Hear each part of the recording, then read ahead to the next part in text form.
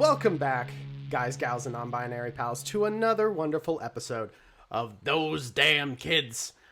I am your GM, Tyson Fraleigh, and of course, I am blessed to be surrounded by our cast here today. To start off, we have the guy with the gift of gab and also the goofs. We have Adam Honigman. I'm not used to being first on the slate. I like being at the end because then I get like the with or end credit that all the the professional actors do when they're in a blockbuster. Like I want to be like the Robert Redford, but this is okay. Hello, I get top billing now. Next up, we have the belladonna in blue. We have Alexander Cruz. Oh, hello. Went back for a briefcase and came back with a briefcase. Olivier Webster. Next up, we have the prima donna of the stage, but also the prima donna of your heart. That is Gracyn Roach. That's me. Thanks for including that second part. A lot of people forget it. Last but certainly not least, she is vengeance. She is the dark. You will be able to see her in the night sky with two massive eyes, one horkin' big round nose. It is the night pig, the pig man, pig woman, the endless porkinator, Liz Nyveen. I'm Pigman! Oh, I'm so dark. I'm brooding. I paid $20 for this IMAX ticket. This movie sucks. Yeah, that's me. You know, I was happy, and then you said the thing about the nose, and I was like, what the fuck is Tyson talking about? And then I knew, and I was less happy after that. So, thanks. Loving it. For a second, I thought you were gonna make her like Mothman, but then it was incredible. Look, I'm just trying to imagine like what would be like a gritty dark like superhero that was styled after a pig, like Pork Rind. The boar. Well, Batman does have a villain called Professor Pig, who's a slasher that wears an apron, and he has a pig head. I could be the Pig Piper, the pig version of the Pied Piper, which is a Flash villain who is obsessed with music. I've got like a glockenspiel, but the synth is just pig noises. Alrighty, well, enough about the super pig human. Let's dive into this episode by first taking a step back and getting a quick recap of the last episode. Last time on Those Damn Kids, the crew re-met at school after Olivier dealt with the strange vision of seeing himself being Gavroche in a Broadway musical. As you guys re-met at school, diverted into different sections going to different areas, with Jenny and Baxter heading to the football field outside for Baxter to watch the cheerleaders and for Jenny to be a part of them. Olivier and Kit went to the drama room to learn more about this year's musical, and went very much in depth in understanding truly the exact hierarchy and structure of the entire drama department, to figure out exactly what was going on. After collecting your info, you guys felt yourself shift into some sort of strange situation, very reminiscent of when you suddenly encountered the press conference outside. However, this time, you found yourselves in what seemed to be 1965, as opposed to your year of 1985, being surrounded by some familiar faces of both your parents and some other adults in town. You guys, for the most part, one by one, encountered your parents, aside from Olivier, who comes from outside of town. You guys then headed up to the Loop with the help of Maggie and Charlie. As they biked up the way, you guys were shown the induction day of the Loop, from which there was an absolute mad throwing of eggs and just random foods after someone said fuck science, as it seems that the sheriff McCafferty, had a little bit more of a rogue streak in him than people might initially realize. You guys felt yourself begin to transition back to your world as Kit, you went to go and steal a briefcase from one of the figures on the stage, Dr. Anders Strang. However, you were nearly tackled and stopped by Baxter. However, Olivier then decided to dive in to grab it, leaving Jenny to just run towards the Institute because that was the best she could think of. You guys then, colliding in the center, found yourselves shifting back to, seemingly back to your own time, as you see the Institute before you and Briefcase in hand. And that is where we left off. So, you guys have just impacted into one another. A little bit sore. Baxter, you're feeling a little bit more injured than usual at this point. You think that you might have, twisted your wrist upon impact. So you got a little bit of a extra pull there. But what would you guys like to do? I think I'm going to take a second, take a breath. Make sure everybody's okay. Check people out. Can I do a medicine check on Baxter? Is he visibly injured? Bleeding or It's pretty clear. His wrist is beginning to swell up. I don't have any ice or anything, but you I'm fine. I'm fine. I'm fine. What is it like around now that we've come back to what we can only assume is the present? Are we back at the loop? You are sitting before the loop. You see the 3 towers. You see that light blue shine at the top. You're looking around. You can see that there's a guard who's beginning to step out from an entry booth, just kind of watching you guys impact, not 30 feet away, as he just kind of comes out in uniforms. Did he watch it happen? You're not entirely sure. Oh, shit. Tyson, can I just confirm what condition I've taken? Is it injured? Yes, you have taken the injured condition. Thank you. I'm gonna get back to the pile-up of all the people who came with me, so we're a unified group, and I'm not just off on my own sprinting towards this guard. Also, oh my god, are you guys okay? What the hell did we...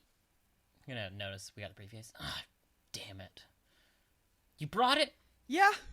Okay, can I suggest we go before we get caught by security? Are you kids okay over here? Oh, hi! Do I know this guard? Make a heart contact roll. Okay.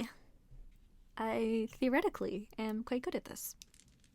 So I'm gonna attack my pride right away, because that didn't work.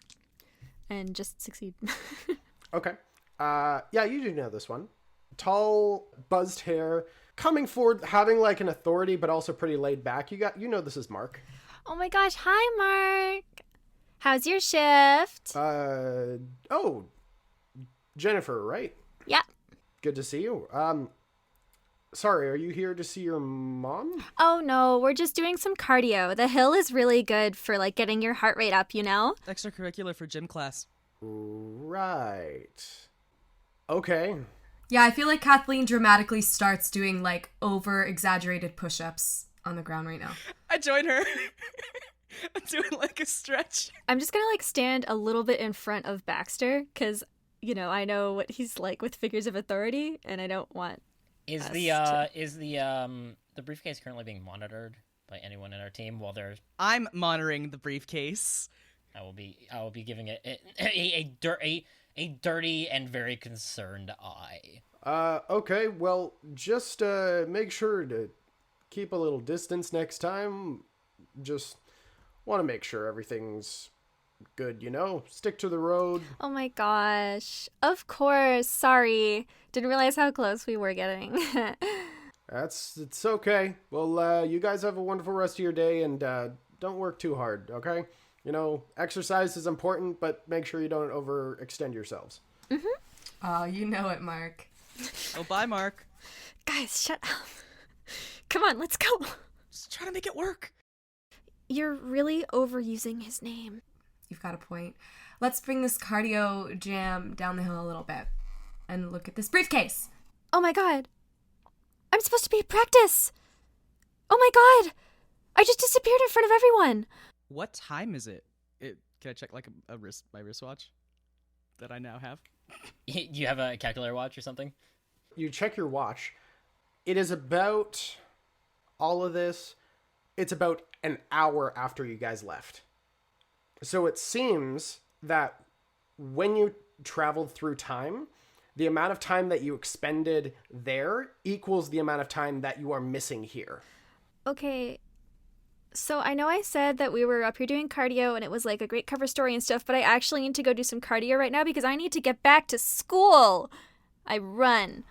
Oh, wow. Jesus. I am going to make a play for the briefcase. What kind of play would you like to make? Just a straight up obvious grab. Try me. I'll help defend. Okay. Let's make this a body force roll. So in which case, Olivier, make either a body force, body move, and take a +1 because Kit is assisting you.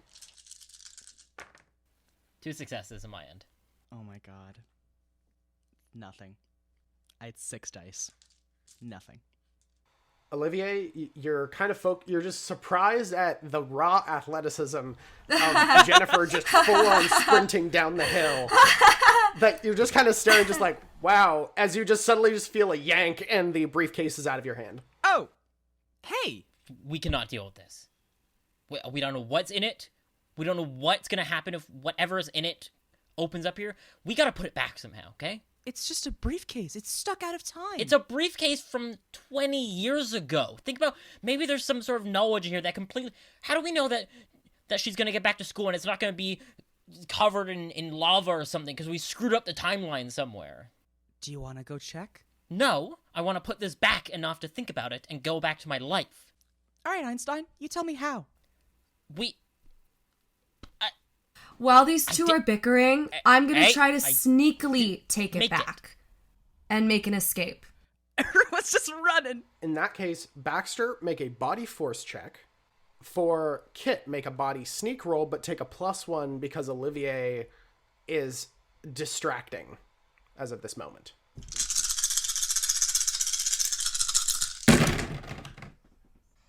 I have 2 successes. I also have 2 successes. I don't think this game usually has a rule for tiebreakers, just because typically you're not rolling against other figures that roll. Because me as the GM, I don't roll anything. It's just, oh, you succeed? Okay, you succeed. I'll push and take a condition. Okay. So you can push and take a condition and re-roll any failed dice. Adam, have you been taking into account your injured condition? Tyson, what would that limit me? You'd subtract 1 dice. So re-roll the body force check. Okay, that will probably help you, Gracyn. Yeah, I got 1 success that time. Okay, so Gracyn, you don't need to roll.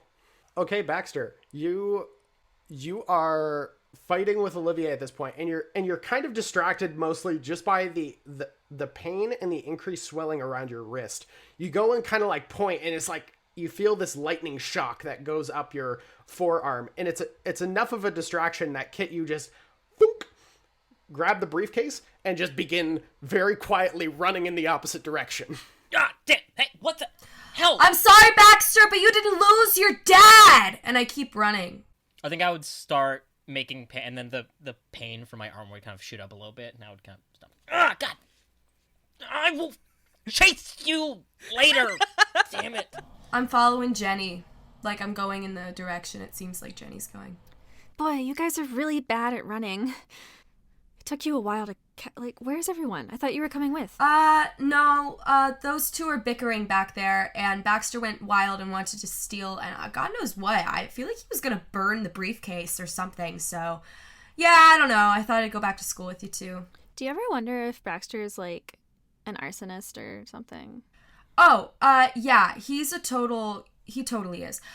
But it's okay, you know, we all have our things, we all have our vices. I just don't want him to take it out on this briefcase. There's some important things in there.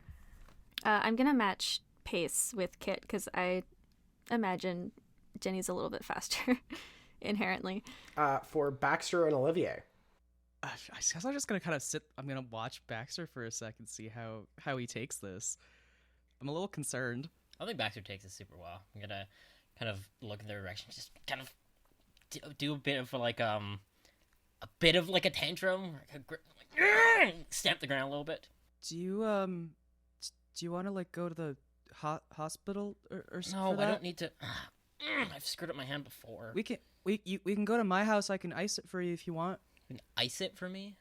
Yeah, you know, you put ice on it. Sometimes when I've done some stunts before, I've had a similar thing. You ice it, you stay still You've for a done while. Stunts? You do stunts in your school plays? Not for school plays, no. listen, I don't live super far. We can also go to your place if it's closer. I don't know. I don't like people being hurt. No, my mom's gonna ask, and it's gonna be a whole thing. Oh, Baxter, what happened to your wrist? Did you get it? Filing taxes? Whatever adults do. I don't know. Okay, but this isn't a thing, okay? No, for sure. Not a thing at all. Lead the way, theater boy. I lead the way to my place.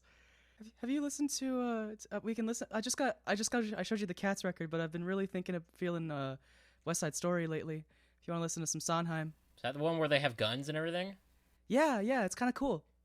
Okay, but if I don't like it, then we're turning it off, okay? You're not tricking me into listening to more than one song. No, yeah, there's a lot of cool songs. I think you'll like them. At which point, I'll say everyone, please make a body move roll, just to figure out your endurance, and also how long it takes you to get from the top of the hill, because this is a pretty far spot from anywhere. So this will just tell us how fast you're moving. 1 success. I got 1 success. I'm glad this is a binary roll game because I rolled ones and twos. 0 successes for Kit. We will head to Olivier's home first. As the two of you divert off, it's gonna take you guys. You're located relatively close in comparison to everywhere else.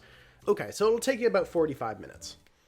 As you guys are just kind of walking, just for the most part, a leisurely stroll. I've explained the plot of West Side Story to Baxter, and really emphasized the parts where the gangs fight. Really emphasize that. Yeah, I like those parts. I'm really into it. So they love each other, but they can't, and then they shoot people? That's cool. Yeah. Like, think like Romeo and Juliet, but cooler.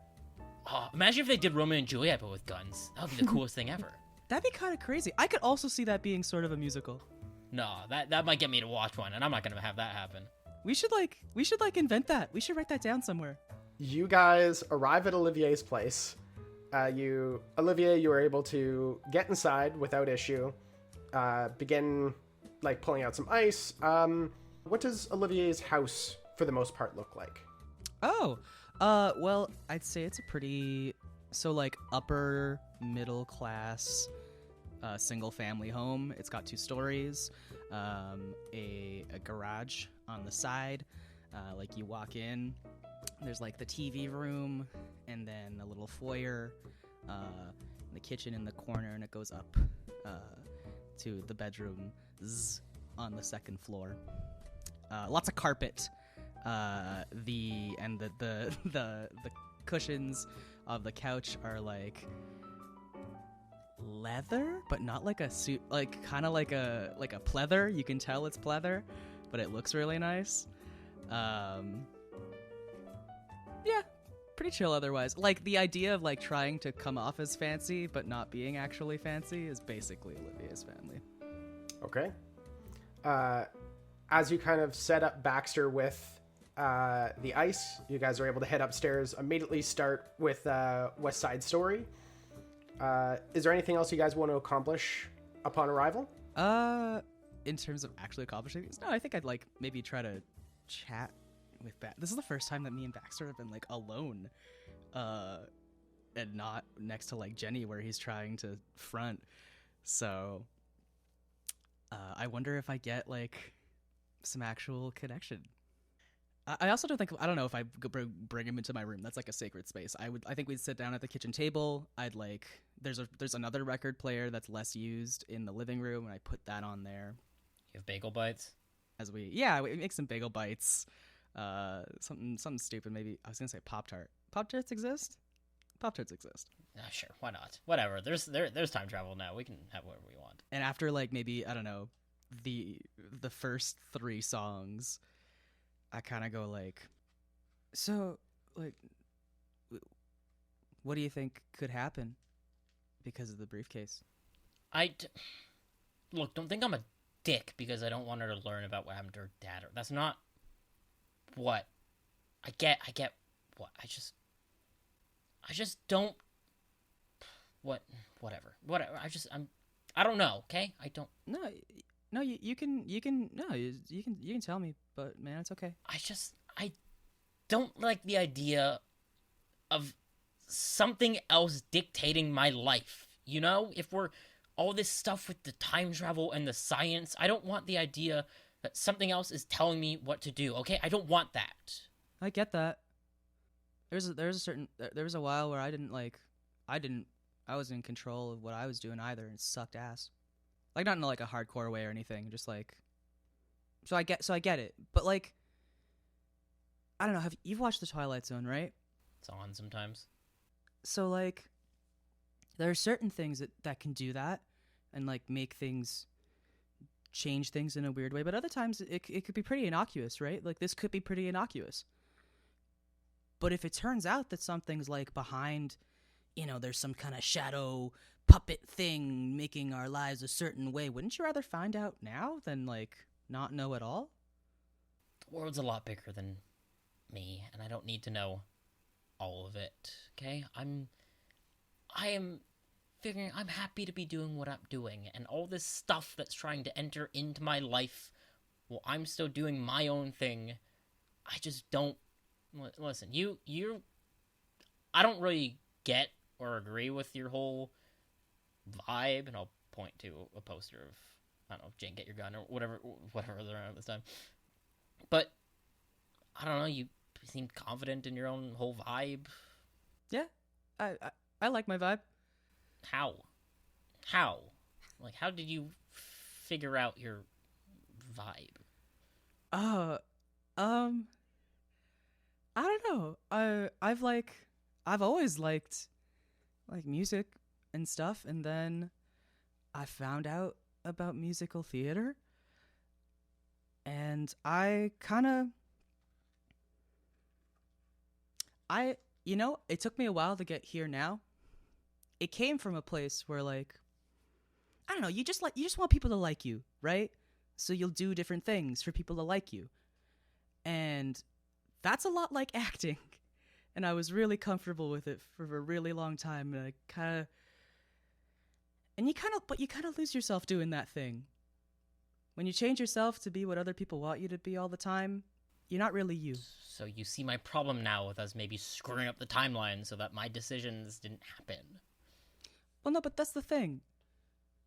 If you stay true to yourself and you make the decisions that you want to do instead of letting other people dictate that for you, even if it sucks for a while, it's still going to be better. And that's why my vibe is cool, I guess. That's why I'm cool with being the theater kid. I didn't say it was cool. Oh. I said it was yours. You think your own vibe is cool, then I guess that's cool. I like your vibe. Lighting stuff on fire is cool. You an arsonist? I don't like to label things, except when I have a label maker, and then lighting that on fire. I have a label maker. I'll just go label something? I like labeling things. Yeah, sure. Okay.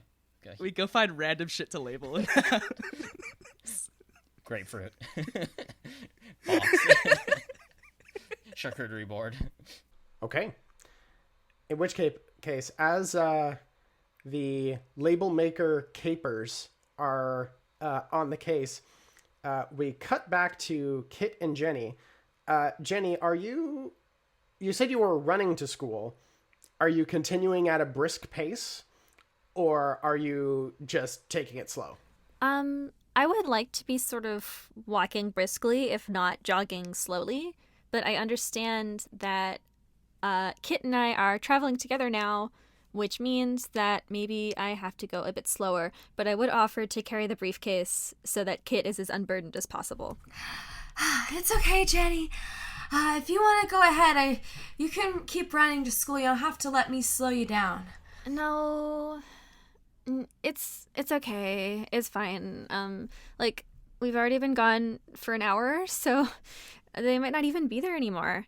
Anyway, I had some questions for you. Like, how long have you had a rat?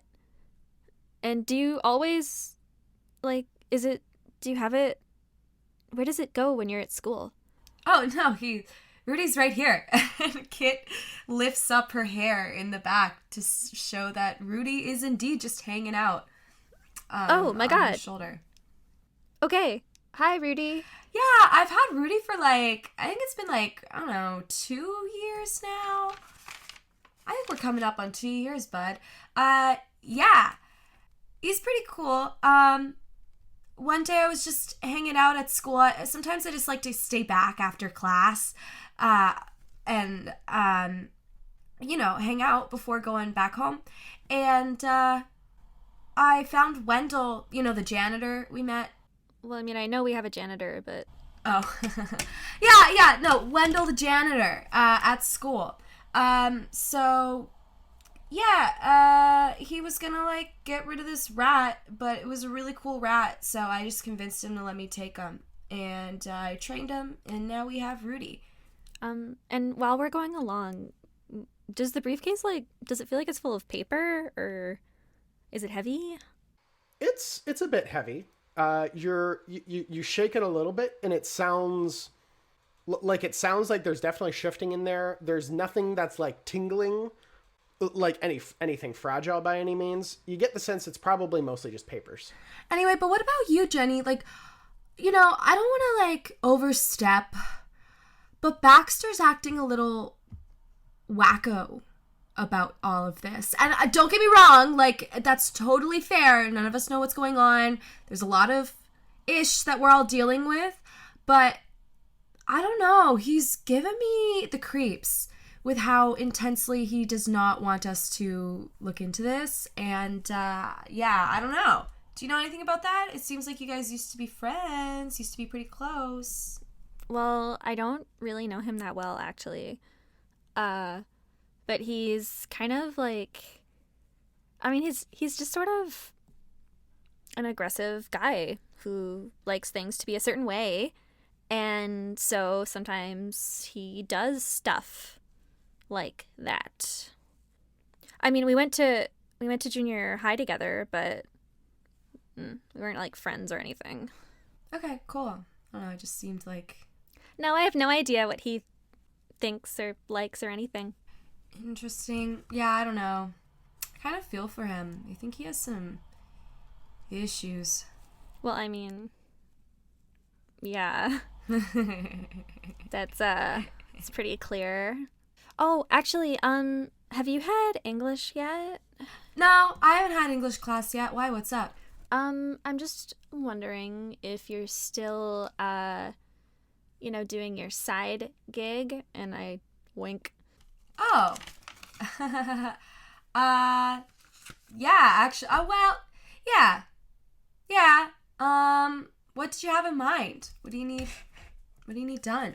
I don't know, but I think Mr. Cooper gave me this weird religious talk or something. I don't even know, but he was being really weird, and so I think my essays just need to be a little bit less good, if that makes sense. Right. Right. So you want okay, medium level. Okay, so you want medium level as maybe have some spelling mistakes or something in there. A few spelling mistakes, a little. Okay, as we're jogging, Kit takes out her faithful notebook and starts jotting down little words like a sloppy spelling errors for Jennifer, Mr. Cooper's class. Something about a religious talk. Worse papers. Yeah, sure. I think we could do that. Although I have to be honest, I don't really feel good about that. I feel like that just kind of ruins the integrity of the piece. But hey, you're the client. You got it, Jenny. Yeah, and I appreciate that. And now that we know each other, a little bit better, I understand that you have sort of a weird kind of integrity thing going on. But it just kind of just want to make sure I get him off my back. Cool? Yeah, that's cool. Cool, we'll do that. Kit, throughout this entire conversation, has had a bizarre, blank-faced smile on her face. Yeah, we'll do that. We'll make sure Mr. Cooper stays off your case. No more religious conversations. It talks for you. But yeah, like what are you thinking about all of this stuff? Honestly, I think it's I think it's pretty cool. Okay, I know it's not cool. Like, you know, some whack things have been going on with your mom, and I want everybody to be safe, and it's been really scary at sometimes, but I mean, what else are we gonna do? We gotta figure out what's going on. I'm not too bothered yet. It was super weird seeing everybody's parents, though. That freaked me out a lot. If by weird you mean amazing. No, I mean, it was weird. But, yeah. All right. Agree to disagree, I guess. Yeah, but otherwise, I'm feeling pretty okay. And I mean, I've got Rudy with me the whole time, so... Oh my gosh. Yeah, what about you, Jenny? I mean, that's pretty intense. Wait a second. With your mom. Oh, my mom is fine. What? It's fine. But What? Rudy's Okay. been coming with us. Rudy's a time rat. Rudy's not a time rat. He's a creature. He's a living creature. So it's the four of us and Rudy who've been experiencing temporal anomalies. That is weird. That's so weird. Is he a rat? Is he a robot? Has Rudy come with us? I just assumed. Every time that you've looked back, Rudy's been there. Yeah, I guess he is, but I mean, just the same way that we are. I don't know. Like I said, we're best friends. Yeah, also, like, why is this happening to us? That's a big question, actually, that I have. 'Cause what the hell, actually? I don't know. Look at every major movie. Of course, they have to bring together, like, the different spectrums of the high school population, you know? I think that's why. And we're probably just the coolest ones from each of those categories. So whoever's making this happen just hand-selected us because they were like, these folks are cool. And, I mean, I can't blame them. So you think there's some, like, plot-aware mastermind behind these strange dimensional terrors that we keep getting sucked through? You know what, Jenny? I'd like to think so. But, no. And you find that comforting?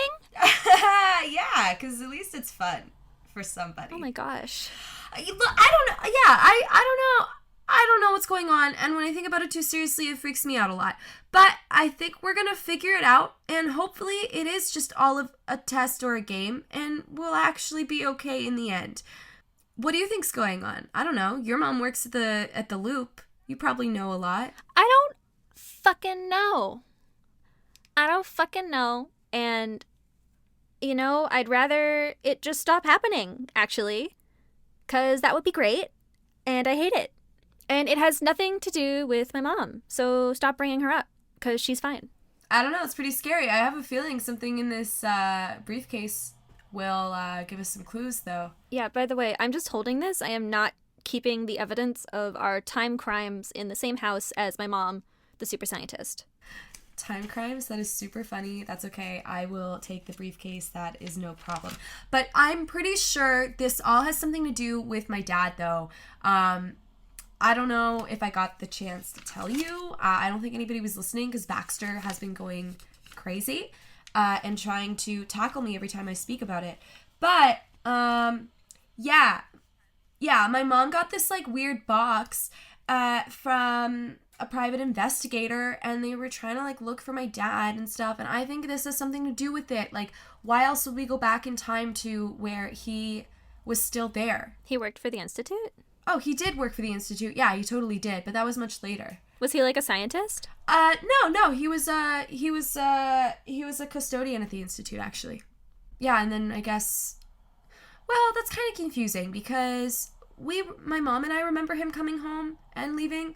There's no record of him actually, like, signing out of his shift that night, so it's like he never left the Institute, but we totally saw him as he was like, I'm leaving you. So I don't know. Oh, wow. So he came home specifically to say, fuck you, and then left? Yeah, yeah. Just leave without a word, man. Like, don't be heavy. What the fuck? Yeah, I know. Honestly, it might have been kind of better if he just didn't. Yeah, right. Anyway, but that's Whatever. all. I don't know. So I just have a feeling that, like, that might have something to do with it. But I'd like to think that we're all just really cool and interesting, so that's why fate has chosen us. Well, I mean, That's certainly a perspective. Hey, did anyone, like, did he call you, like, his little trash can or something like that? What? That would be pretty cute. What the fuck? You know, because he's, like, a custodian. So you're like, oh, little trash kit. And now you have a rat. Does your mom call you, oh, my little beaker? Yeah. No. Oh, she does? Well, when I was younger, because it was so funny. There was this one time we were on vacation. I don't remember where. It was warm, though. It was really hot. There were, like, these cool trees that looked like fans, kind of. And we went to the pool, right? And Jenny continues this story that leads to her being called Little Beaker. So, as you are telling this, it's a very long story, and is thus able to get you all the way back to school, which takes another hour just to make your way back. As you guys arrive, you realize that based on the time, you're about halfway through study hall. Kit is soaked in sweat. Kit is not doing well. Kit practically crawls to the nearest water fountain and collapses in front of it and then gets some water before following Jenny to study hall. Okay. I would like you both to please make body sneak rolls.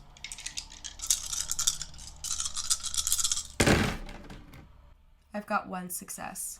Nothing. Jennifer kind of has like the athlete glow. So it's one of those things where it's like it looks like she just came from a marathon run and just has like the grace of a natural athlete, while Kit is in the background just at which point you both hear, "Excuse me," as Kit, you just based on instinct, you just spot where the voice was coming from, then just rotate as your back goes to a far wall, and you are just gone.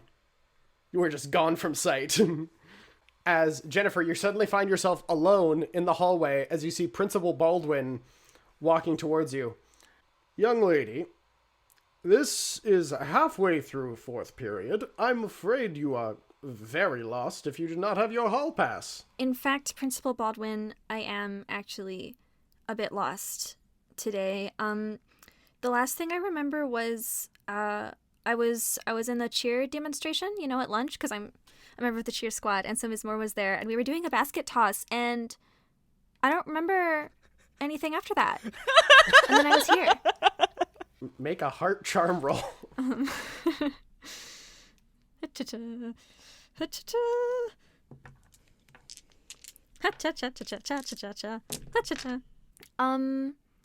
I am going to use a luck point because I didn't get anything. And I rolled 6 dice. And I failed again. I rolled 12 dice total and nothing. The principal just crosses his arms and just looks down. Interesting. Well, if you're already here, then I'm sure that you don't seem too far, and just kind of looks over towards the library, to your last period class. Mm-hmm. So, go along. But please, do not forget to take this, as he just kind of pulls out a notebook from his back, writes something. Thanks, Principal Baldwin. No worries. You can cash out that detention slip today. Yes, Principal Baldwin. Hurry along, hurry along. Yep, I go to... Like, is he just gone? Or is he, like, making sure I actually go in? He seems to be putting some distance. Yeah, he's mostly just left at this point. I'm gonna, like, give the hallway a couple side eyes. The empty hallway. Yeah, I reveal myself, and I'm like, I'm so sorry. Yeah, well, I should have known. Okay, let's go. So I guess I'll go to class, although I'm really concerned about what happened when we disappeared and what Miss Moore makes of all this. And if I just vanished in front of everyone, is that going to cause rumors? I don't want that. Yeah, I feel like that would definitely cause rumors, but we don't know what it looked like to everybody else. You know, they didn't seem to be too into this. Anyway, we have too many unsolved questions, unsolved problems, unsolved things. How do you even ask about that? Like, oh, hey, did I vanish earlier? I don't know, you're pretty charismatic, Jenny. I feel like your friends will come up and be like, hey, that was so totally cool, that trick that you did. And cheerleading, can you show us how to do it? Kit, are you mocking me? No, no. Did I? No. You're friends. Straight up. Also, we're going to study hall, and this is a really cool research project. And I hold up the briefcase. Yeah, all right. Well, maybe we should open it at school, though. Because what if there's something weird in there? Like, what if it glows? I'm afraid to open it around Baxter. He's gonna have a match waiting. Like, what if there's an artifact in there? Or, like, a science piece? Or, like, some cogs, you know? They just go everywhere. An artifact? Okay, well, then I guess we don't have to open it right now. Yeah, what if there's, like, a robot in there? Like a little friend bot. That would be so cool. Okay, you're just making me more excited, Jenny. Stop. No, I'm trying to dissuade you. Okay, let's just go to class. Come on. You guys go to class. For Baxter and Olivier, as you are in the midst of labeling stuff, you hear the phone begin to ring. Ring, ring. I'm gonna get that. Think of something clever for the sriracha. Webster House, Olivier speaking. Olivier? Oh, hey, Mom. Sweetheart, what are you doing at home? There was like a weird thing, and me and my friend had to come home. Please make a heart charm roll. That's 2 successes, baby. I'm her little boy. She believes anything I say. You just hear a sweetheart, you missed 2 of your classes. I got a call today from the principal's office concerned. They were upset. They didn't know where you went. I didn't know where you went. No, I get that. I thought I'd left. I thought I told my friends, my other friends, Kit and Jenny, to tell the office that I was gonna be out. Cause my other friend Baxter hurt himself, and I had to bring. I made a snap decision. I came home. I just wanted him to be safe, and we've got his wrist on ice. There's a whirring of the label maker in the background. Okay. Just make sure next time, give me a call. Let me know if something like this ever happens again. I'm not upset that you had to miss it, because I understand that your friend was hurt. I just want to know where you are. I know, I get it. I didn't want to. I just didn't. I should have thought of that when I got home. I didn't want to like disturb you at the office. Oh, anything, don't worry about that, sweetheart. You're my little munchkin. I need to look after you. But more importantly, right now, you're making friends, dear. That's so wonderful. I kind of like look back towards Baxter fiddling with the label maker, and I go into the phone and I whisper like, "Yeah, it's kind of crazy. I can't believe it's actually happening." Oh, that's so wonderful, honey. Okay, Don't jinx it. Don't jinx it. I promise. Fingers and toes are crossed. Okay, have a good rest of your day. Make sure your friend is okay. You might have to go to Staples to get some label maker paper. Why? Just I noticed we're running out. All right. Well, in any case, I'll make sure to pick up some later. Thank you. Cool. All right. Well, have a good time and keep out of trouble. Sure thing. Love you. Love you too. You walk back in, Baxter. He goes, "Hey, look, I named him Sir Racha," and I wrote Sir Racha, and I got 2 other little labels that have like tildes, and it's a little mustache. Oh my God! You made him a little mustache. I made him a little mustache. He's a sir. I could probably like papier-mâché a little sombrero if you want, or that might be too much though. No. That sounds perfectly socially acceptable. I think we should do it. Hell yeah! Alrighty, and as all of you conclude your school day / your adventures, are people just gonna head home? Are you going to coordinate to meet? I think before the end of the day, because a call from my mom did realize we were out of school for a while. I'd like to, I want to make sure that like Kit and Jenny got to school okay, and if things are weird. So I want to call the school pretending like I'm an adult. Make another heart charm roll. Yeah, I'm gonna tag my pride, because I can play any part, and automatically succeed on this. You call. You hear Kate Feldstein secondary. This is Miss Mulberry speaking. How can I help you? Hi there, Miss Mulberry. I'm looking to make sure that 2 of your students are in fact in class. Ms. Kathleen and Kerrington and Jennifer Williams. I'm sorry, sir. What kind of connection do you have to the children? We're not able to give that information out. I'm one of the now I don't give this lightly, but I work for the sheriff's department. And there's let's just say there's a little investigatoroni being happening, and we need to make sure that these individuals are in fact where they say they are. Is Baxter still in the house? Because I think he would hear, and he would pick up the rigatoni and go, and he would print out like with his investigative Roni and puts it on the rigatoni. There is a moment of pause before. Oh my goodness! I'm like Anne Rule. All right, yeah. Yeah, it seems that. Ma'am, this is a dire situation. I need you to comply. So it seems that Kathleen Kerrington and Jennifer Williams, they both showed up late to their final class, but they are in school at this point. But they did miss their third period class, which does seem suspicious, officer. Can I inquire about what the crime that might be put into the situation? I must, in fact, ask you to refrain from asking any further questions or from mentioning this to anyone outside of this jurisdiction. This is a matter of national security. It's an okay. I can do that. I must swear you to secrecy. I'm sorry. You have Do you it. swear on your life and the Bible and Jesus Christ that you will not repeat any of this conversation to a single soul? I have one hand on my heart, one hand on the Bible, and one hand on Jesus Christ.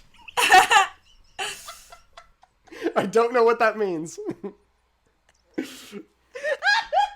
Sir, I am currently sitting at the front desk of this school. One hand on the Bible, one hand on my heart, and one spiritual hand on Jesus Christ.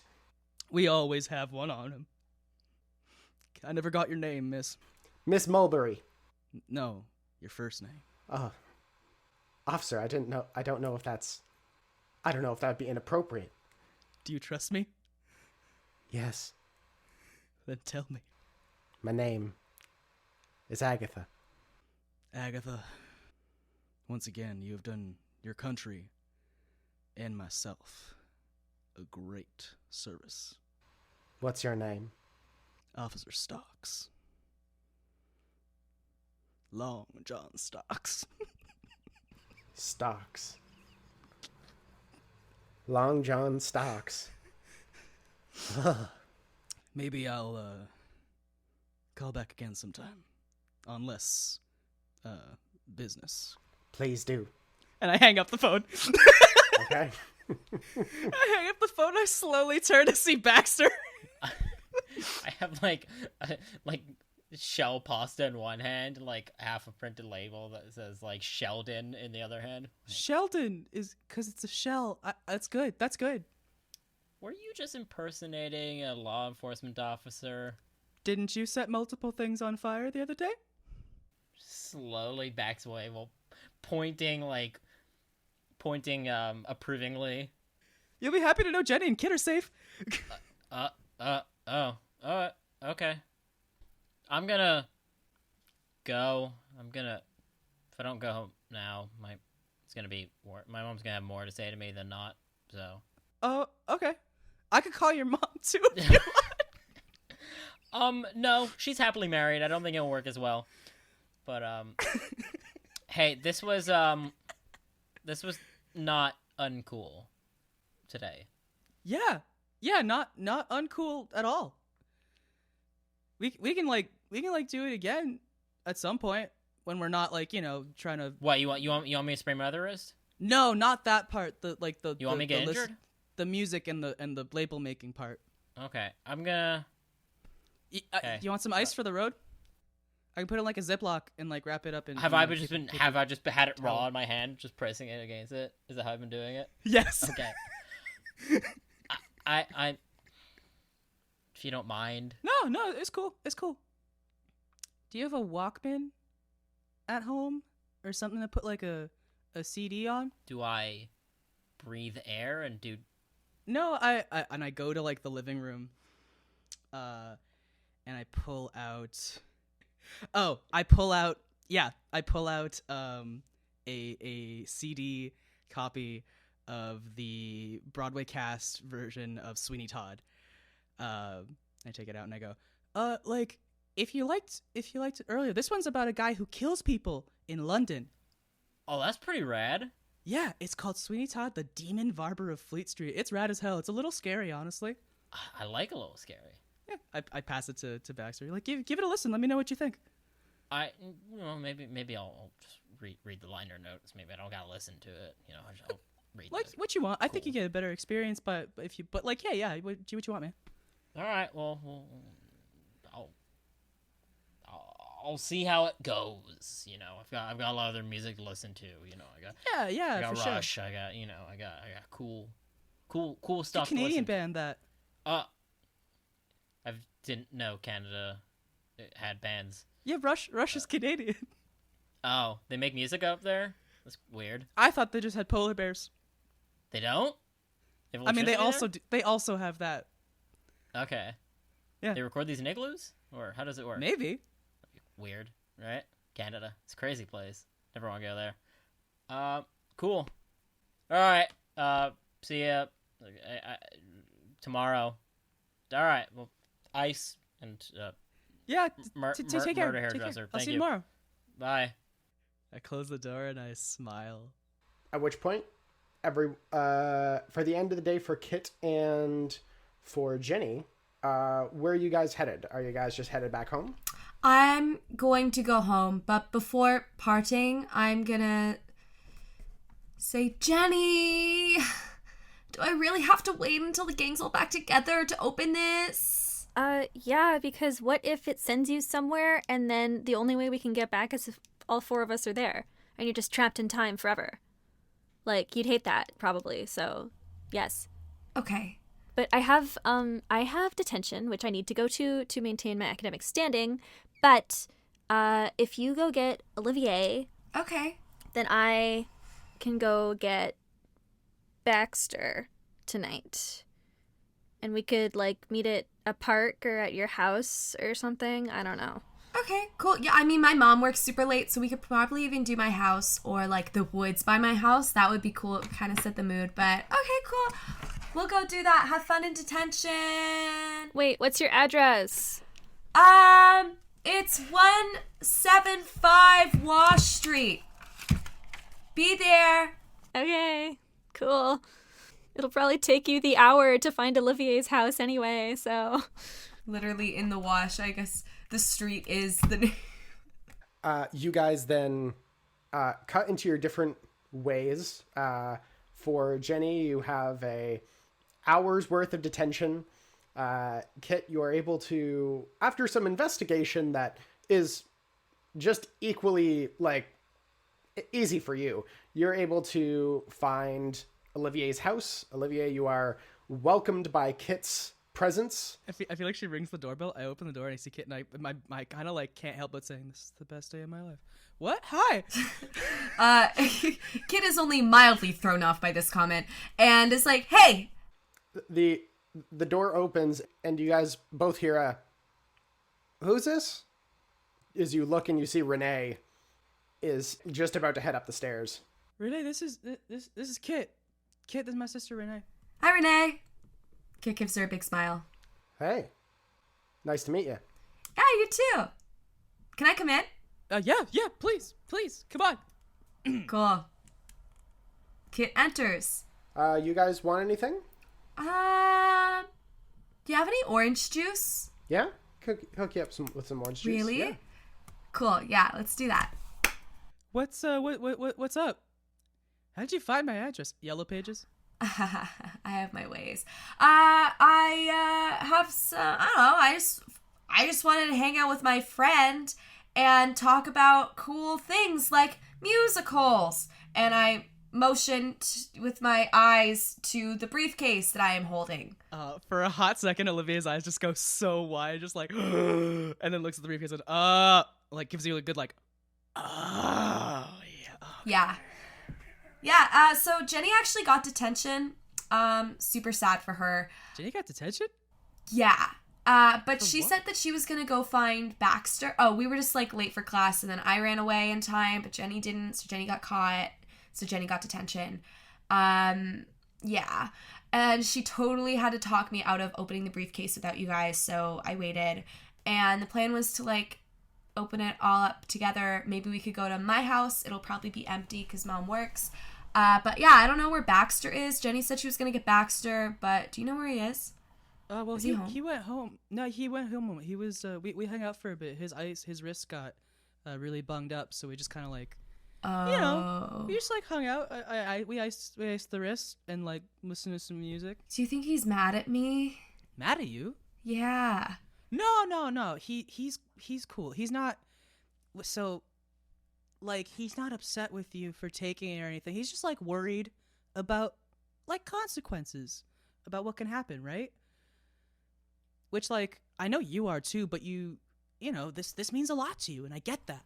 Okay, cool. Well, I guess we should just hang out and actually talk about musicals until those two show up. Are they coming here?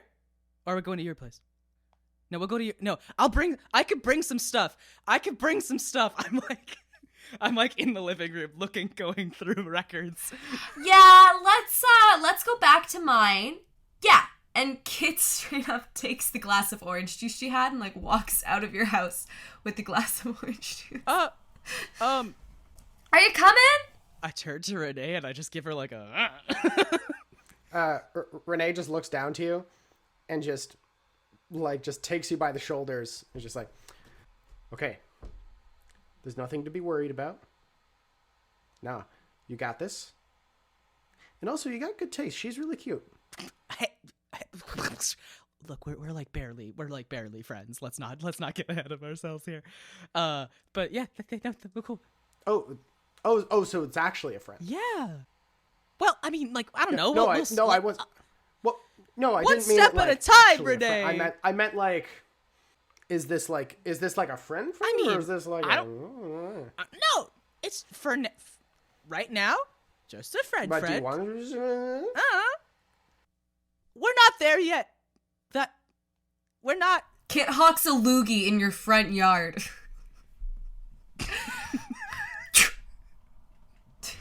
It's just so loud. We both look and Just both turn. You see, that makes me like her more. But regardless. I know, me too. regardless. Just enjoy yourself. Okay? And you are not. Don't give me the talk. You're not giving me any kind of talk at all. No. Of course I'm not going to give. You're fucking 13. Dude, chill. Chill. Okay. All right. Just don't, just make sure you know you don't have to do anything you don't want to do. Oh my god. Yeah, I know. Okay. I'm just emphasizing that because it's important. Okay. Good. Thanks. We're on the same page. Yeah, I love you. I love you too. I'm taking the Follies record. And as I like close the door, I go, leave the sriracha jar as it is. Which point the two of you, Kit with glass in hand, head on your guys' journey towards Kit's house. Jennifer, you eventually get out of detention. You are able to head over to Baxter's place, pretty quick and easy. You arrive there, you see, and this would be the same for Baxter. Baxter, upon arriving at your house, nobody there. You don't see any cars in the driveway. Well, I don't know what Baxter's been up to since whatever, but I'm gonna like peer in the windows. Baxter, what does your house look like? It's not dissimilar to the mid-class white suburban homes we all seem to reside in. My family is very, very straight-laced as well. You know, there's family photos, maybe a few too family photos, and I think maybe at a certain point you can kind of clock the moment where the smiles started becoming less genuine, between the brothers at least, in terms of their enjoyment of being photographed for the sake of being put up on the walls and everything. You know, you can see, like, you know, the photo, like, you know, 7-year birthday, I'm so happy, 8, you know, and you get to, like, you know, 12 or whatever, and it's like kind of a smirk or whatever, just, you know, stuff like that. Well together kitchen, you know, a lot of, it's pretty clear that if there's anything that is personality driven regarding these two boys, it would not be in the common areas of this house. Might be some remnants, maybe some empty bowls or whatever, but I feel like it's pretty typical for a cereal bowl to be left behind, and then my mom would come grab it and go throw it in the dishwasher or something. Well, speaking for myself, I want to avoid anyone who isn't Baxter. So I'll go around to the back of the house, which isn't always locked, and see if it's open. You open the door. Gonna just sort of like quietly and cautiously make my way to Baxter's room. So Baxter currently is on his bed with his headphones on, kind of just like throwing a tennis ball up in the air, lying in bed. Yeah, so I'm just gonna, like, you know, knock on the door and then, like, open it. I would not notice. Just headphones in. I'm gonna roll my eyes and then just, like, walk towards the bed with the intention of, like, you know, kicking it. If you still haven't noticed me by the time I'm there. Ah, gee! Rip off the headphone and you kind of hear the faintest, "Pretty woman." What the hell are you doing in my house? Hi, nice situational awareness. It's my own home. I'm allowed to let my guard down in here. Yeah, well, your door was could. unlocked, so what the heck, man? I don't know. It's no one gets kidnapped in 1985. No one else is here, right? No, I don't know. Okay, well, come on. We're going to Kit's for the briefcase or whatever. Do you need to leave, like, a note or something? No, what? Why do you want me? Why good do you think I'm gonna do there? You know, I'm just gonna make a big fuss and. Oh my god! Cut the pity party. God, just come on. Flip off the Walkman and the Discman, I guess.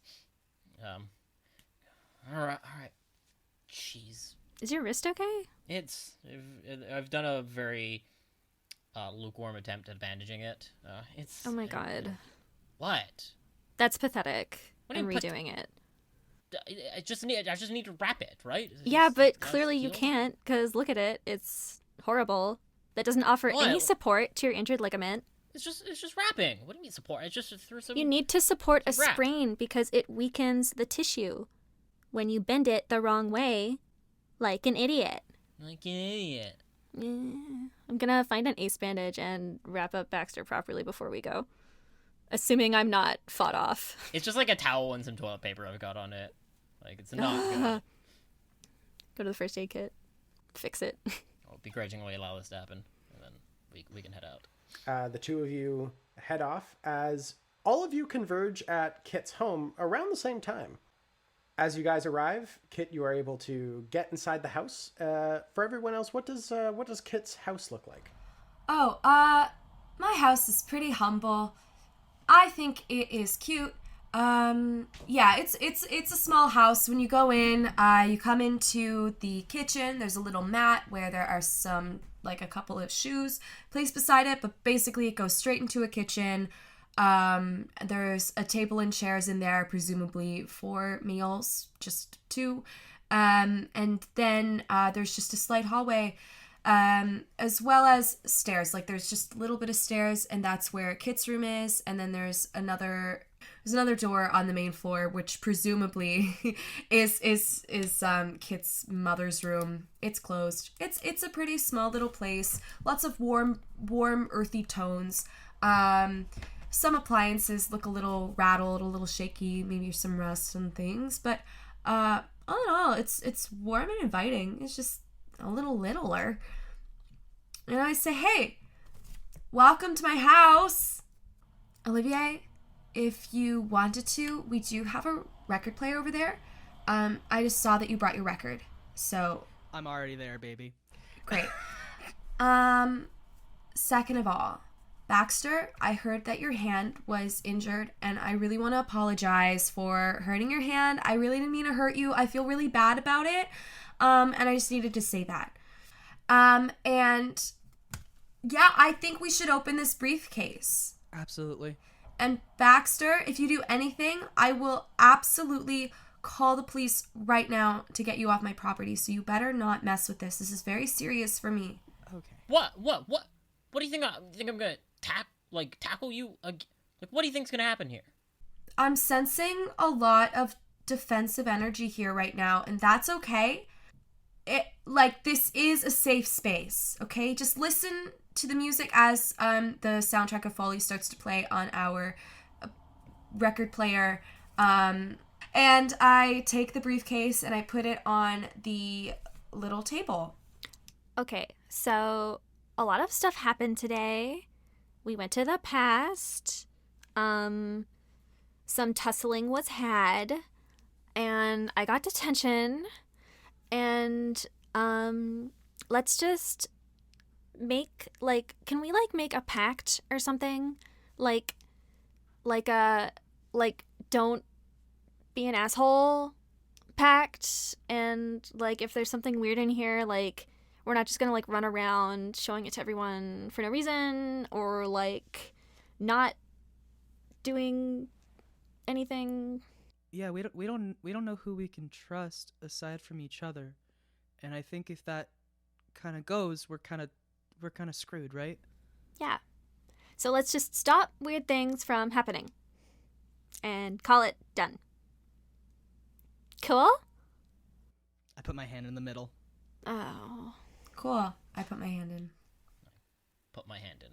Great, thank you. And I slap my hand down on the center and go up immediately like a woo.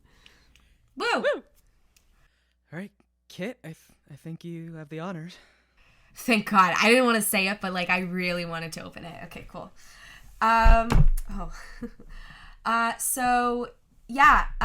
Kit gets in front of the briefcase, and as I imagine, I feel like I really want it to be a Scooby Gang moment where you guys would crowd behind me, but I don't know, it's up to you. And I click up the little clasps, and I open the damn briefcase. All right, you click up the clasps as there's a satisfying thunk thunk as you tilt up the top, revealing the interior, as there's a shit ton of papers. Cool. So, how can we look around and see how these how they're organized? If there's any rhyme or reason or titles that seem of interest, how should we dig in? You search through the papers. These papers are split basically in half. About half of the papers, you understand what it says. The other half is in a language you have no clue how to speak. Is it in a recognizable script at all? Could we be oh, this is vaguely Eastern European, or Arabic? My theory is English letters with weird little hats. And sometimes two of the letters are stuck together for some reason. It is a lot of writing with little hats and little dots. It's definitely reminiscent of English, but it seems to... You're guessing... You're just guessing mostly just based on pop culture, but also things like the loop. It's probably Swedish. Reading through the stuff you can understand, you find 3 things of interest. All of these papers were either written to or from an individual known as Strang, which you all remember. Some of them are directed towards Marshall Gibson. Others are names that seem like that you have no context for. These seem to be board of directors for the numerous other loops that exist both throughout the United States, but also in Sweden. You also see that a few of these documents mention the JIOA. There is discussions of technologies that are in development. It also takes mention of something known as Operation Paperclip.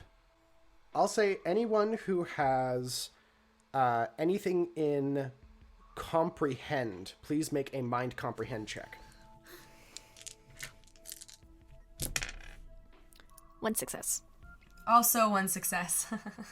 For Kit and Jennifer, you're both kind of looking through this section, kind of bouncing ideas off each other, until you both have a little bit of like, you both look at each other, have a bit of like an oh shit look to one another. Operation Paperclip, relatively recently at this point, has been now not declassified, but has been determined to be Project MK Ultra. So it's like a weird mind control thing. You guys would understand that MK Ultra includes multiple different projects. This is not something that is singularly the like mind control aspect. That was one of the most well-known, like well-reported sections of it. The other projects are unknown, which ties directly to there are two other projects that are mentioned under the jurisdiction of Project Paperclip or Operation Paperclip. One is known as Project Eraserhead. The other one is known as Project Ravenwing. Both of these projects were headed by Dr. Strang under the jurisdiction of Marshall Gibson. The last thing that you guys would find of note is an early transcript of what is known as a Cognoscence I2. This is an earlier edition of the Cognoscence I8, aka the Professor.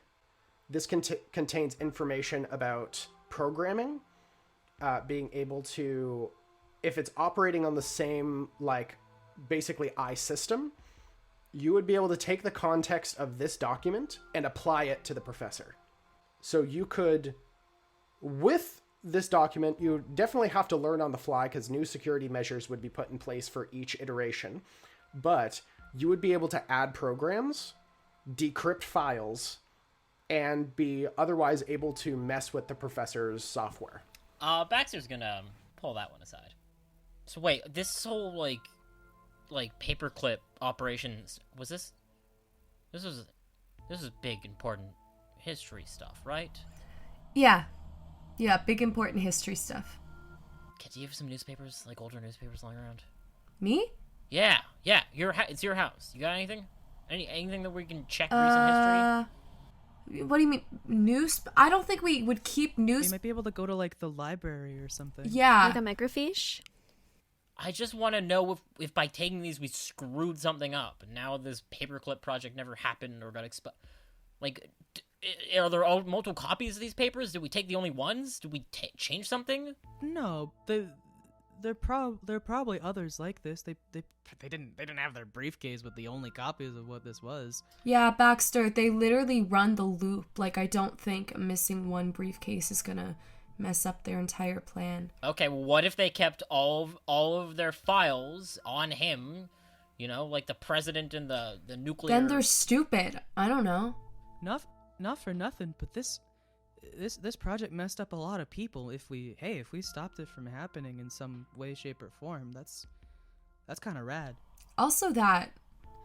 Okay, but like, does this mean we're like in MK Ultra now? What? I am lost, you guys. What does this even mean? Whoa, are we like secret agents or what? Is there any reference in the documents to any of the what the experiments, specifically the other ones that what Strong was under, and if it had anything to do with time travel or dimension hopping? Anyone please make another mind comprehend check. You don't have to have a baseline skill here for this role, so anyone can make it. I would also allow for a tech calculate check. 2 successes for Kit. 2 successes. What skill were you using? Mind comprehend, the mind one. For Kit, in which case, you get a free question that you can ask me, and I have to be honest about it. The information that you get just on a baseline success. There is no direct statement of what the project is attempting to do. However, you're looking through it. You do find what looks to be some sort of identifying serial number.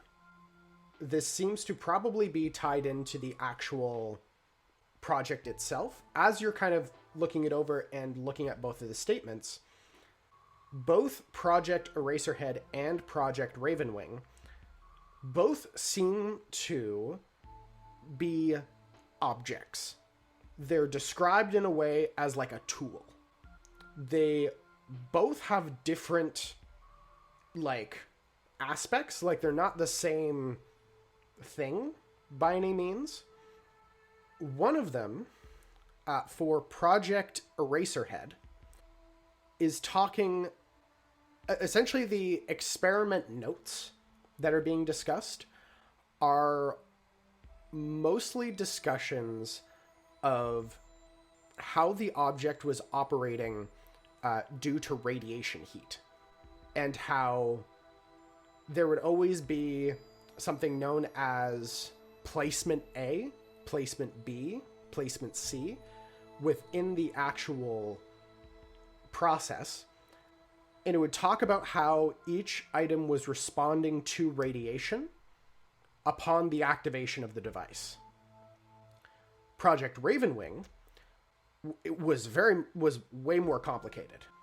It was talking about atomic reorganization, being able to fundamentally change the atomic structure of these smaller quantities of particles and then expanding outwards. By the time of this investigation, they had been able to change a piece of iron about 1 inch tall into a piece of gold about 1 inch tall. Their further investigations, you can tell, are interested in living matter. I'm really confused about... Okay, I'm mulling over for my question. What do you guys think this thing means for Project Eraserhead? How objects are operating due to placements A, B, and C? What does that mean? Like, what do you think that means? What does that look like? Does that sound significant? Like right side up or like sideways or something like that? Placement A, B, and C. Like, it takes... Or like in the world. Yeah, that's what I'm trying to figure out. Like, are there objects we would have to find and get rid of to make this stop? Or can we even stop this? This is like the government. This is wild. I'm gonna like just brush by that question because I don't fucking know. But I mean, ABC 1, 2, 3. Maybe it's like the loops. I thought you were making a Jackson 5 reference for a second there. No, I would not sully their name with this dirty business.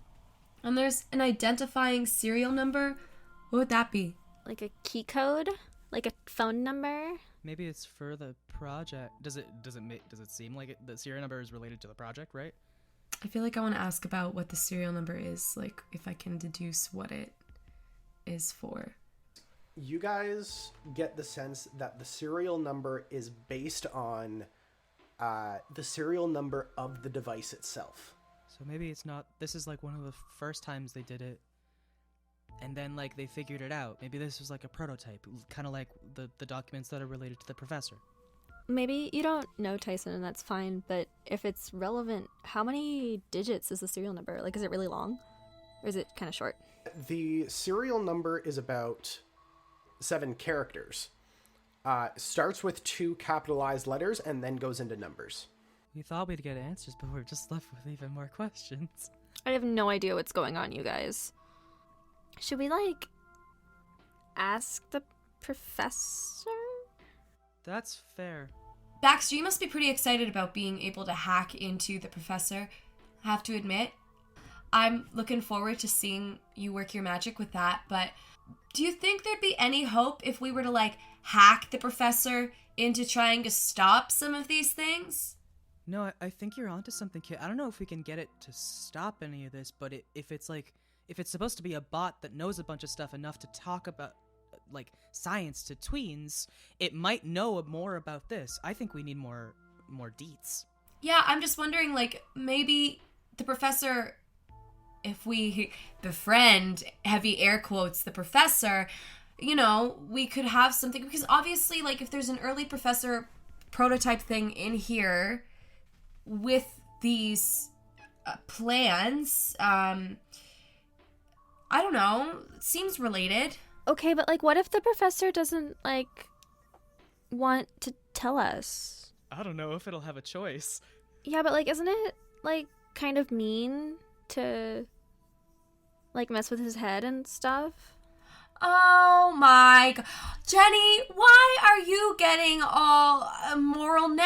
I'm not getting moral. I'm just saying, like, you know. Is the chair you're sitting on, is it upset you're sitting on it, or was it built for that purpose? Okay, but like, robots have personalities, Baxter. Jenny! And I kind of go to grab her shoulders and I'm like, Jenny, this is MK Ultra. This is the right thing to do right now. Well, so let's like ask him then. And if that doesn't work, we can like do his brain hack. I just had a thought. If the professor was made by the people who are with the loop, if we try messing with them, they might find out. Oh. So let's have disguises. No, listen. We can put him in like a Faraday cage or something. We can block out some signals, and then we can do whatever we want with him. We can get him to tap dance. We can get him to call me whatever I want. Baxter, he's pretty strong. I don't think a cage is gonna hold him. No, the cage isn't to hold him. The cage is to keep out signals. Where the heck are we gonna find a Faraday cage? You just kind of need some copper, don't you? What are you guys talking about? Oh, now I'm the one who only paid attention in science class now? I'm the only one that did now? How am I this good student here? Alright, whatever. I don't really pay attention in science class because I could just ask my mom if I have trouble with homework, so... I pay attention to the parts where it lets me mess with things, okay?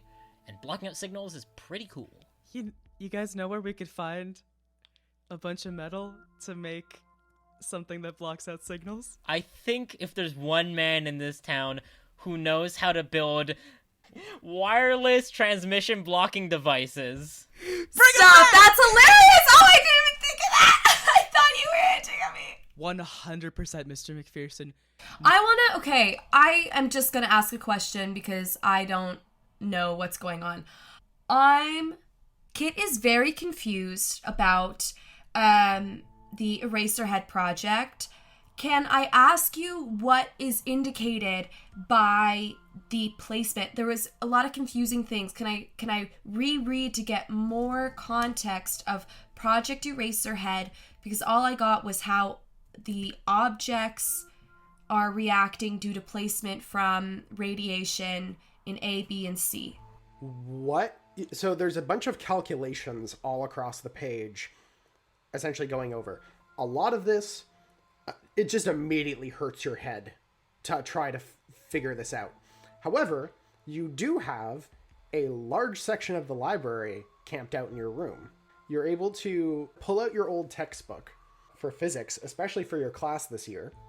You start going over what the different equations are. A lot of them are essentially in the areas of polarity, focused in being able, like different attractions between electrons, protons, neutrons, etc.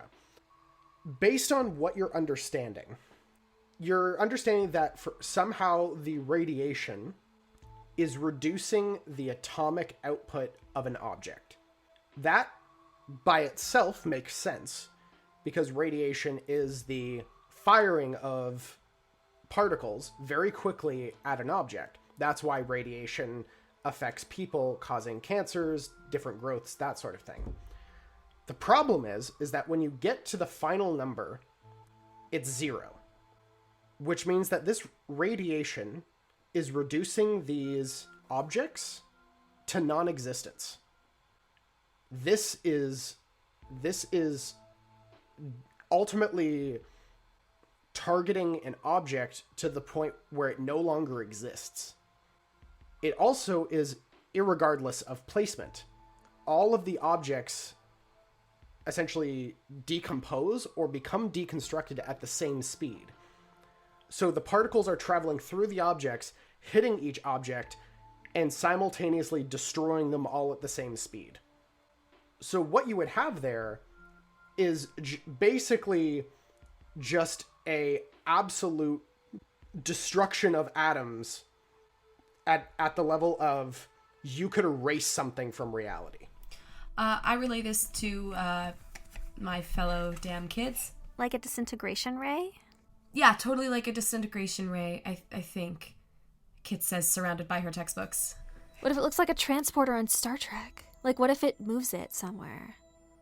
That would be so cool. Well, this isn't there's no inverse to what this information is saying.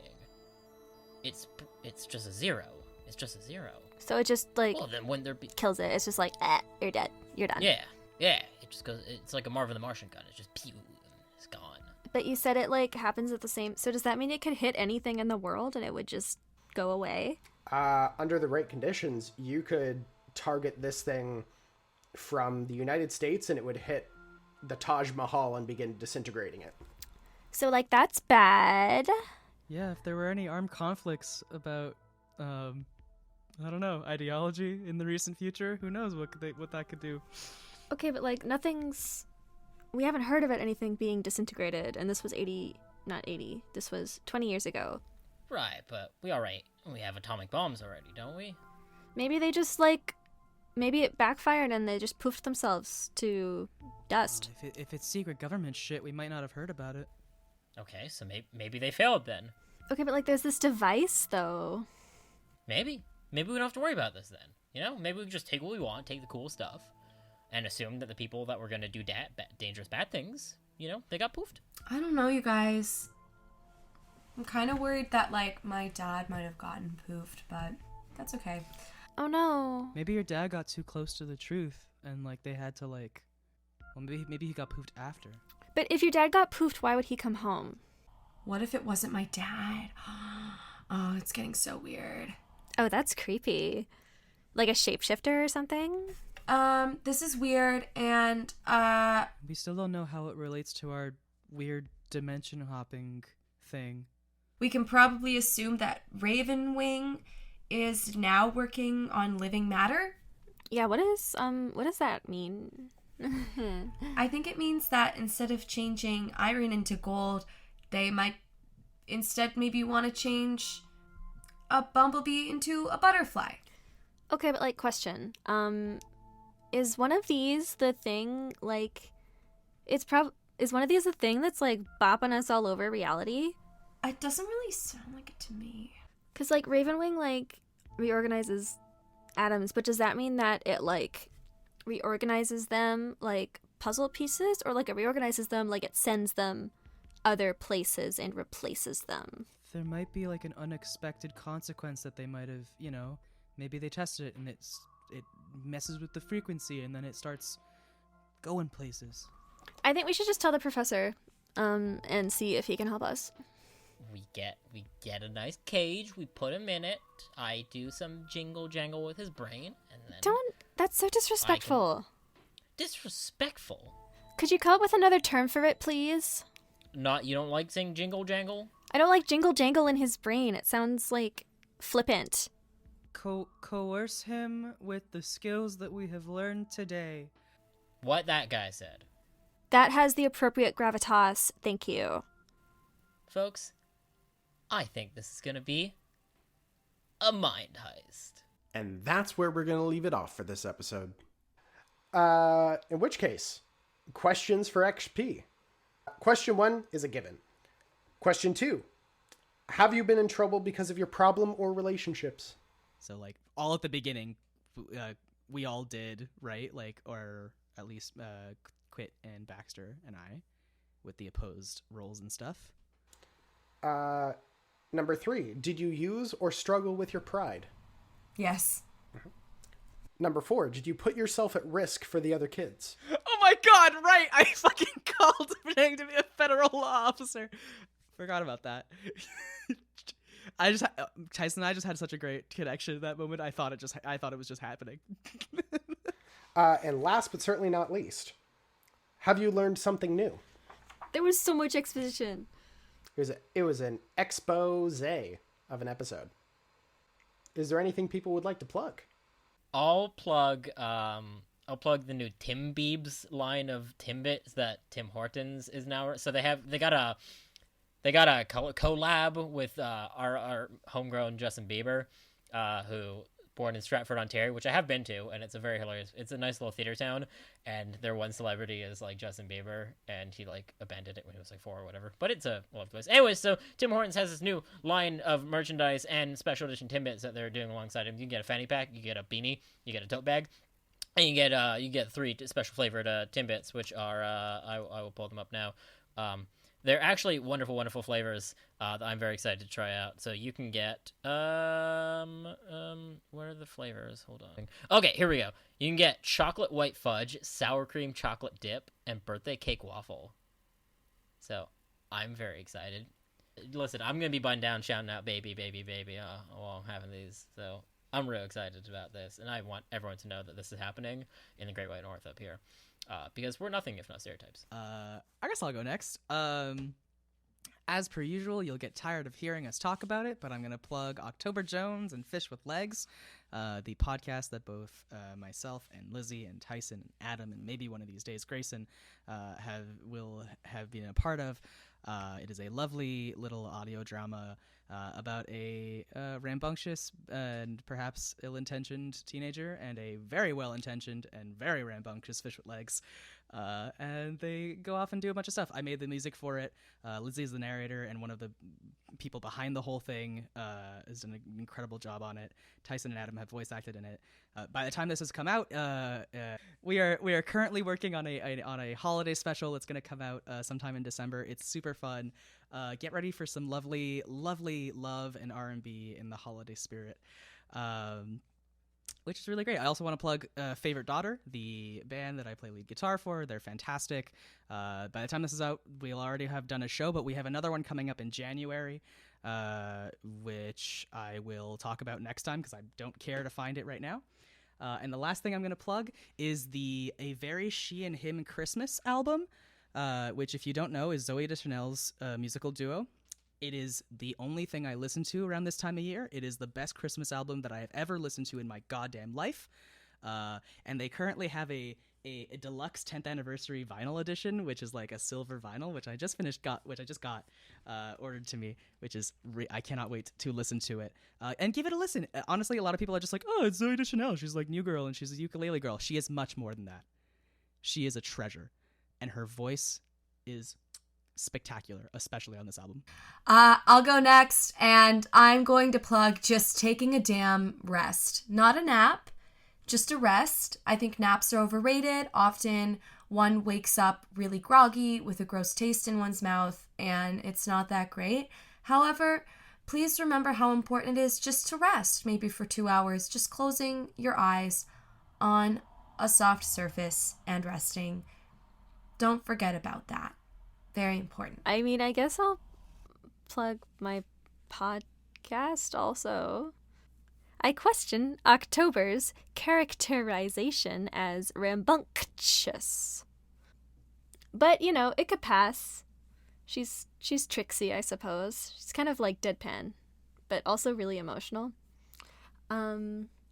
Theoretically, I have a guest arc on another Upford Network show, which is October and Fish's network.